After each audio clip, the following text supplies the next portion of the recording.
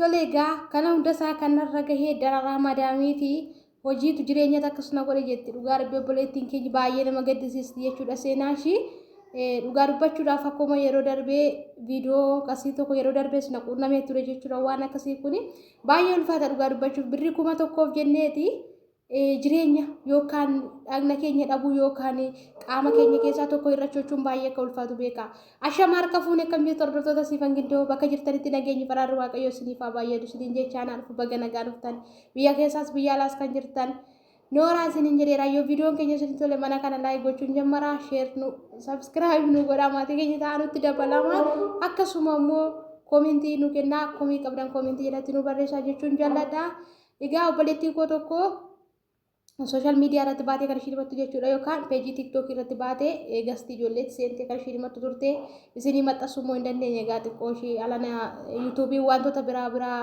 ajaja waan baasee yeroo jechuudha innaa micaa'uun akka jettee himatte jechuudha dhugaa rabbii baay'ee wanta nama gaddisiistudha jechuudha yeroo tokko akkuma yeroo dura darbe jedhe jechuudha ijoolleen keenyi ala iqidii yookaan karoora malee bahanii alatti bahanii bahuun hin barbaachisu jechuudha maaliif jennaa miidhaa akkasiitu nurra gaha waan ta'eef gaafa miidhaan akkasii nurra gahe tokko mana keenya diigama tokko hawaasa naannoo biratti fudhatama dhabna lammaffaan immoo jireenya mataa keenyaan yoo fi keenya jiraanne waan hunda gochuu kan dandeenyu waan ta'eef jireenya mataa keenyaa jiraachuun baay'ee nutti ulfaata jechuudha kanaaf egaa mucoon kun akkuma keessanii hojjechuu dhuftee gaafa asuftu haa ta'u malee carraan akkuma fuulli keenya garagara amalli namaa garagara waan ta'eef mucoon kun bakka ishiin dhaqxetti madaamii ishii yookaan hojjechiiftuu ishii baay'ee nama hamtuudha sababii ishiin baay'ee nama hamtuu taateef irraan kan ka'ee fi birrii ani ishiin hojjettee birrii ji'a 4 hojjettee isa ishii waan ishii dhoowwattee fi aarii kanarraa kan ka'e mucoon kun baatee baddee jechuudha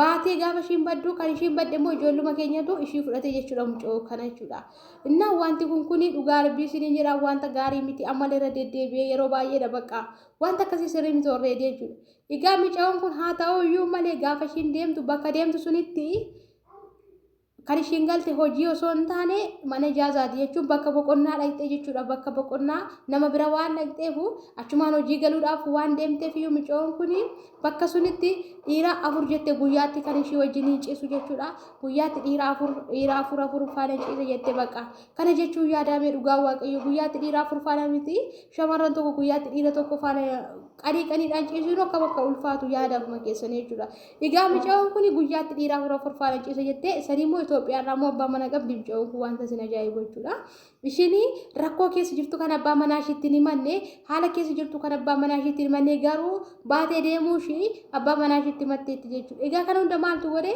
dararaa madaamii fi birrii 1,000 jettee jechuudha mucoon kan kana taate dhugaa waaqayyo isiniin jedhaani egaa haa ta'u iyyuu malee osuma kanaan jiruuti haalli ani keessa jiru baay'ee natti ulfaachaa dhufee jette baay'ee haga sadarkaa lubbuu koo gubbaa gaafa ga'uun hin barbaadu annan gala malee jedhee warraachiitiin itti dubbadhee gara Itoophiyaatti didee tanan galee jette gaafa gara Itoophiyaatti deebi'ee galu sababii sunirraan kan ka'e maatsaniin koo jette maatsaniin koo gadi dhiibbate yookaan karaa fincaaniitiin jechuudha gadi baheeraa jette baay'ee dhukkubee haalli ani keessa jiru baay'ee ulfaataadha haga fooliin koorree dhaqee nama ajaahu yookaan inaantee wanta hindi badheeraan irrachuudha haga fooliin koollee ajaahu gubbaa gahee jette dhugaa rabbii ilaalaa kana jechuun jireenya waan boruu darbuuf biddeena boruutiif jennee har'a waan hin taane irraan of gahuun keenya kunoo kanadha dhugaa waaqa isiniin jedha otoo yeroo sun mucoon kun obsiteetuma teessee raattee yookaan rakkoo ishiirra ga'e suniif gara biirootti bilbilattee raattee baduu dhiistee har'a kun hundumtuu ishiirra ga'uu ture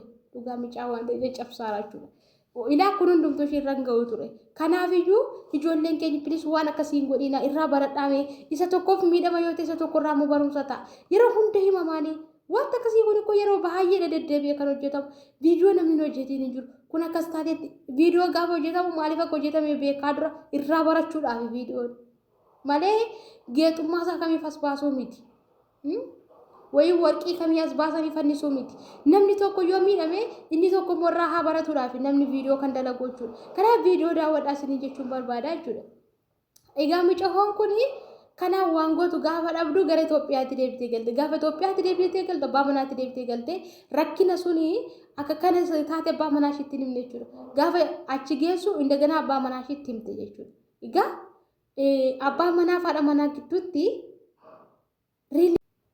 Igaalala kuni osoo galeessa gaafa rakkatte sun jechuudha. Gaafa manni namaatti akkas taasisuun abbaa manaa ishiitiin anuu haala kana keessa jira. Rakkina kana keessa jira. Kanaafiyyuu rakkina kana keessa taa'ee hojjedhee jijjiiramuu hin dandeenyu.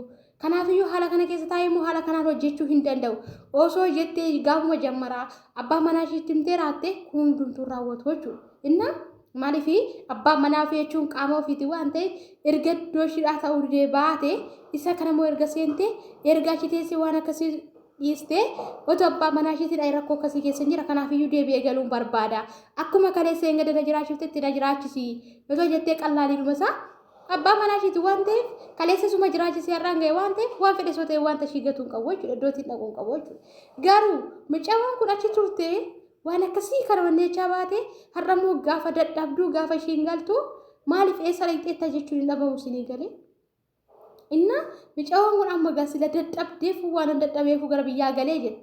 Gara biyyaa gaafa galtu immoo abbaa manaa ishiitiin immoo haala kana jettee biyyatti erga biyya geesseetti himteen. Kun falan ta'u ture.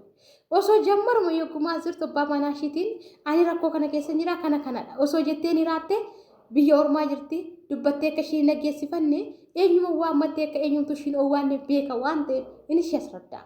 Yeruma sunitti gabaabaa keessattuu kootu gali ishiidhaan jechuu danda'a ture. Garuu ji'oota murtaa'e erga teessee galteemmoo erga kasetteeni. Kana jechuun walumaa galatti kaleessa engaddaa ishiidhaaf taanaan teesseetti. Har'ammoo waan otoo ishii dhukkubuu baatee raatee ittuma fuftee hojjettii jedhee yaaduu danda'a. Dhugaa rabbisiin jedha. Ittuma fuftee hojjetti garuu har'a waan ishii dhukkubeef har'a waan haalli ishii tulfaateef deebitee gara kootti jechuun danda'a. Yaada qalbiinsaa dhiiradha waan ta'eef jechuudha. Kanaaf otoo dursumatti himtee raatte. Egaa maal ta'e mucaan kunii fi mucaan kun gargar bahaniini. Argitanii ishiin maaltu ishiitti dhagahama? Ani dhukkubsannaan kan jettutu ishiitti dhagahama. Garuu miti akkas wantichi otoo kaleessa rakkoo jiru sun ani rakkoo kanarra jira akka kanadha otoo jettee himtee raattee addan bahan ture. Already jammaruma gaafa guyyaa akkasiirraa kaasee mana tokko ishii dhalaachuu danda'a jechuudha. Ishiin garuu isa dhiifteetu erga waan jetteetti deemte galte erga ishii dhukkubnaan galte har'ammoo maal jettiini na dhukkubnaan na dhiisee deemee minaamin jette. Akkasitti yaaduu hin qabnu koo gabaabsinee yaaduu hin qabnu koo nuti dursa gaafa waan tokko goon wanti kun anarra rakkoo gahamoo rakkoo narraan hin gahu. Gara kamitti na oofaa jira wanti kun jennee dursa itti yaaduu qabna. Dhugaa malee erga ta'ee erga raawwatee boodatti ofis cannaquun ofis miidhuun waan hin taane fudhatti murteessuun yaada hin taane keessa galuun hin barbaachisu bakka. Dursa majammaraa dhufa dursa bakka wanta kam hojjennu kamirratti of to'achuu qabna. Kanaaf maal isinii jechuun barbaade warroonni ammallee hin bahina ijoolleen keenya ala. Hamma fedha yoo rakkattan illee ati fakkeenya mana akkasii kana too galtee mana akkasii keessatti soo miidhamtee furmaata argachuu dandeessa. Gumaan kee bahuu danda'a. Maaliif jennaan mootummaan si beeka kaa lafa kana dhufuu kee. Amma koo si beeka mootummaan. Ati garuu baatee rakkina isaas keessaa sun dhoskuuf yookiin rakkina isaas keessaa sun bahuuf jetteetu waan caalutti dhaqxee dabalamte. Kun immoo eenyumarraallee tokko hawaasa naannoo biratti fudhatama hin qabnu namni akka waan ofii keenyaa jaallannee dhaqnee akka waan ofii keenyaatti ishi jenneetti nuuf yaada. Hawaasni naannoo jireenya mana keenyaa fayyaa keenya waan meeqa akka dhabnu beeka. Har'a maatsaniin gadi bahuu jechuun baay'ee akkam ulfaatu laala. Dhugaa rabbi isin jedha baay'ee ulfaata. Kanaaf of eeggachuu cimaa gochuu qabna jechuudha. Yoo rakkanne yoo bakka jirru keessatti haalichi nutti ulfaate galuu seerri jira. Nagash yookiin waan hin taane dhaqxee harkatti of kennuu kennu poolisiitti of kennaqiitiin. Poolisiitti of kennuu siif caala. Maaliif hojjette poolisii mana hidhaa yoo galte waggaa tokko waggaa lama teessa malee saniin booda hin baataani bakka. Homaan taatu garuu isa kana bara kee muluu otoo tsatsattu bara kee muluu otoo ija namaan guutiin bara kee muluu osoo yaaddoftu lafa deemtu dhumatti namni maallaan jedha jechaa osoo deemtu hafta. Garuu hidhamte jennaan mu chikkiree lama. Hidhaan rakkoo hin qabu. Abbaa barbaade hidhamee ba'a waan ta'eef. Kanaaf nu saalfachiisuu qabu. Manniidha. Baay'een namoota baay'inni namoota harka poolisii yookaan harka mangistitti of kennurraa isa kanatti dabarsinee of kennuu filanna ijoolleen keenya. Kanatti dabarsinee of kennuu qabu. Keessattuu nama biyya koo ta'eef afaan koo dubbateef na fayyada miti. Dhugaa rabbi viidiyoon engadoo jedhe tokko jechuudha mucaa tokko keessaa nuftee nataa isaa turte dhugaa waaqayyooti jechuudha. Guyyaatti ishiin sakkan nama 5 nama 7 taanee galatte ishiin mana tokko keessatti. Nama 7 taanee galla guyyaatti nama 5 faana ciisatte keessa darbanii muka ishii immoo wanta bakka qaama saala artifishaalii kana jechuudha. Isaanii waan isaa wanneedhaan wanta nama xaggannan haasa'uuf wanta nama jibbisiisu jechuudha. Kanaaf iyyuu bakka wanna barbaade yoo ta'e illee obsuu qaba. Wayin galuu qabna biyya keenyatti. Amma ko fakkeenyaaf atiin badii malee atoo maangodiin malee dhuftee haalli mana kanaa siin taane taanaan sitti ulfaateera taanaan dirqama si gashuuf dirqama qabdi. Ji'a 3 waan fedhe waan tokkotu hin qabdu. Dhaqnee nama kooti jedhee aqarii afaan bineensaatti of kennuun. Bara kana iyyuu haati ofiiyyuu amanamuu diddeetti. Haadhoon ofiiyyuu nama amanamtu. Kanaafuu eenyumayyuu uffanni kun gaafa uffannee deemnu nu kana nu dhoska. Keessa keenya eenyumtuu hin beeku. Waaqa qofa beeka malee keessa namaa eenyumtuu hin beeku. Keessi garaa namaa marziidha. Magariisuu caala bofa magariisuu. Bofa magariisuu nama bishaanitti galti yookaan marga keessa teessi. Marga keessatti ati bofa jettee yaaddaani yaaddu. Maaliif marga faana wal fakkaatti waan ta'eef. Garuu achi keessa immoo maaltu jira? Hiddaa guddaatu jira yookaan wanta lubbuu si dhabamsiisu jira. Kanaafuu ilmi namaas akkuma kana uffata keenya kana nu dhoska. Amma kos keessattuu bara kana jechuudha. Bineensa haa jedhee afaanii sitti dhufu caala. Maaliif inni haa jedhee afaanii si nyaachuuf sitti dhufu hamma dandeessee ofirraa loluu dandeessa. Yookaan immoo ta'a yookaan immoo akka tokko noolu. Garuu immoo nama siifan ta'a. Siifan godha. Kanas siif godha. Anatu siif jira. Siin jedhee afaanii damma dibatee sitti dhufu immoo hin dandeessu. Wanni filatoo ta'e nama akkasii miidhamuu keetti dhugaa waaqayyoo. Amma barbaadisoo ta'e iyyuu hin dandeessu. Bara kana immoo nama mannaa bineensa caakkaa fayyadu dhugaa rabbi. Namni kun dhirsaafniiti jechuun qaama tokko. Dhirsaafniiti jechuun qaama tokko. Namni dhirsaafniiti caala walitti siqu jira amma. Qaama tokko dhiigni isaanii haala gummaa haa ta'u malee namni dhirsaafniiti caala walitti siqu jiru natti fakkaatu. Garuu bara kana dhirsaafniitiin dabarsee wal kennaa. Haatiin immoo dabarsitee kennaa jirti. Kun maal irraa kan ka'e? Keessi garaa namaa marziidha. Uffata turu dhoskee deema malee. Kanaafuu maal gochuu qabna?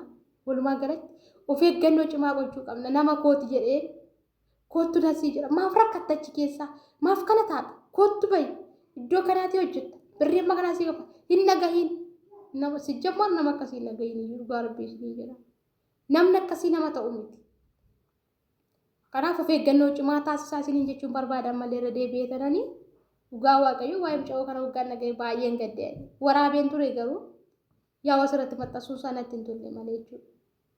Kanaaf adaraa keessan ijoolleen keenya adaraa keessan of eeggannoo godha hamma dandeessanii waaqayyo biratti of eeggannoo godha. Waaqayyoon kadhadha uumaa keessan kadhadha. Inni kaleessa Itoophiyaa irraa baasee galaana adda si kuchisiisee si fidi har'as hin gatu. Yoo mana tokko keessatti rakkoon tokko sirra gahee dursitee abiddatti of kennuu dura rabbiin irratti kadhadhu uumaa kee irratti kadhadhu gajjadii jilbeeffadhuuti naaboo. Bakka wanti isaaf dadhabame takka hin jiru waan ta'eef dursa kadhadhu. Inni koo du'aattuu hafuura gochuu beeka. Du'aa jiraachisaa jira isa jiraataa moo ajjeessa. Kanaaf wanti uumaa keenyaaf wanti waaqayyo keenyaaf dadhabame tokko hin jiru waan ta'eef. Kanaaf dursaa waan hunduma irratti kadhachuu qabna. Innaa viidiyoon korraa kana fakkaataa biliis of eeggannoo cimaa taasisaa waan dhaggeeffattaniif galatoomaa turte.